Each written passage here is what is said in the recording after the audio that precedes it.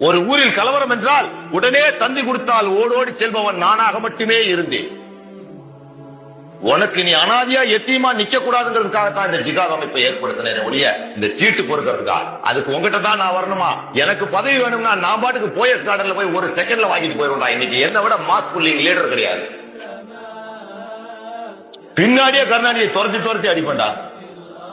ஆனா உனக்காக நான் உருகி கொண்டிருக்கிறேன். நீ திருந்து வாய் என்பதற்காக அல்ல.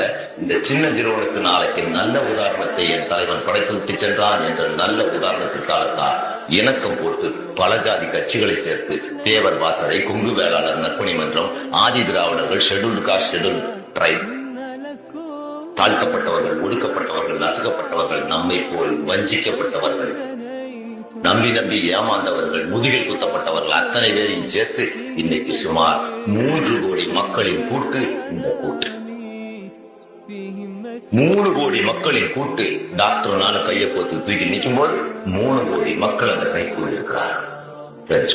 இனி எவனால் துள்ளனா ஒரு வன்னியனுக்கு உரிமைக்கும் உடமைக்கும் போர் என்றால் முதலில் எங்கள் பிணங்களின் முஸ்லிம்களின் பிணங்களின் மீதுதான் ஏற்படும் என்று தெரியப்படுத்திக் கொள்கிறேன். அதுபோல் ஒரு முஸ்லிம்களின் உயிருக்கும் உடமைக்கும் ஆபத்து என்றால் இவர்களுடைய கட்சி தலைவர்கள் என்னை போல் உறுதிமொழி இருக்கிறார்கள். விரைவில் நாங்கள் ரத்த கையெழுத்திடப் போகிறோம். ஷெட்யூல் காஸ்ட் அவர்கள், நாங்கள் வன்னியர்கள், கவுண்டர்கள்.